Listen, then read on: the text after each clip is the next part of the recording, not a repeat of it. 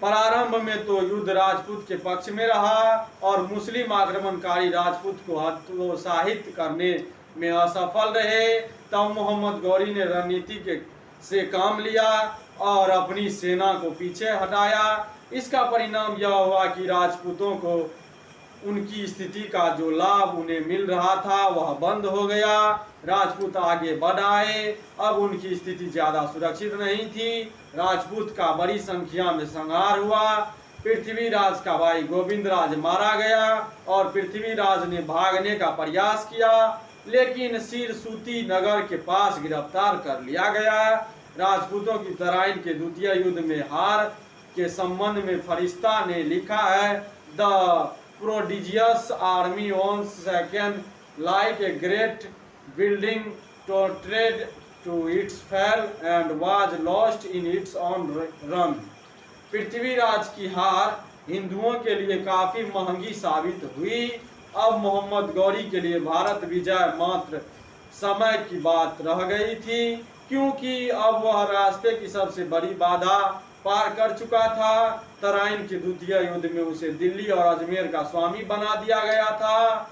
अब शेष उत्तर भारत को उसके योग्य एवं वफादार सेनापति कुतुबुद्दीन ऐबक और इख्तियारुद्दीन मोहम्मद ने जीत लिया। 1192 ईस्वी में कुतुबुद्दीन ऐबक ने हांसी, दिल्ली, मेरठ, कोइल और रणथंभौर पर आक्रमण पर विजय प्राप्त की और इसके पश्चात उसने चंदवार के मैदान में 1194 ईस्वी में जयचंद्र को परास्त किया। इस विजय ने मोहम्मद गौरी को कनौज और बनारस का स्वामी बना दिया। कुतुबुद्दीन ऐबक ने 1197 ईस्वी में गुजरात के शासक भीमदेव पर आक्रमण किया, जिसने एक बार पहले मोहम्मद गौरी को हराया था। भीमदेव परास्त हुआ। इसके बाद 1202 ईस्वी में कालिंजर को जीता। इसके पश्चात महोबा और बांदयू उसके नियंत्रण में आ गए। मोहम्मद गौरी के दूसरे जनरल इख्तियारुद्दीन मोहम्मद ने लक्ष्मण सेना को परास्त किया और बंगाल पर अधिकार कर लिया।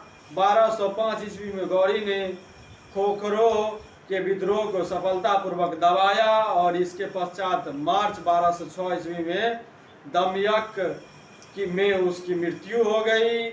इस प्रकार मोहम्मद गौरी ने भारत पर अनेक आक्रमण करके भारत में मुस्लिम राज्य की स्थापना की। भारत में गौरी की विजय के कारणों का अध्ययन निम्नलिखित शीर्षकों में अंत में और किया गया है। जो सैन्य कारण है जो मैं बता दूं आपको, तुर्की सेना मुख्यतः अश्वरोहियों की सेना थी जो अपेक्षाकृत काफी मजबूत थी, जबकि राजपूत सेना में पैदल सेना प्रमुख थी जिसकी गतिशीलता तुर्की सेना की तुलना में नगण्य थी और जिसे तुर्की घुड़सवार बड़ी आसानी से तितर बितर कर सकते थे। राजपूतों के पास जो घोड़े थे वे अच्छी किस्म के न थे।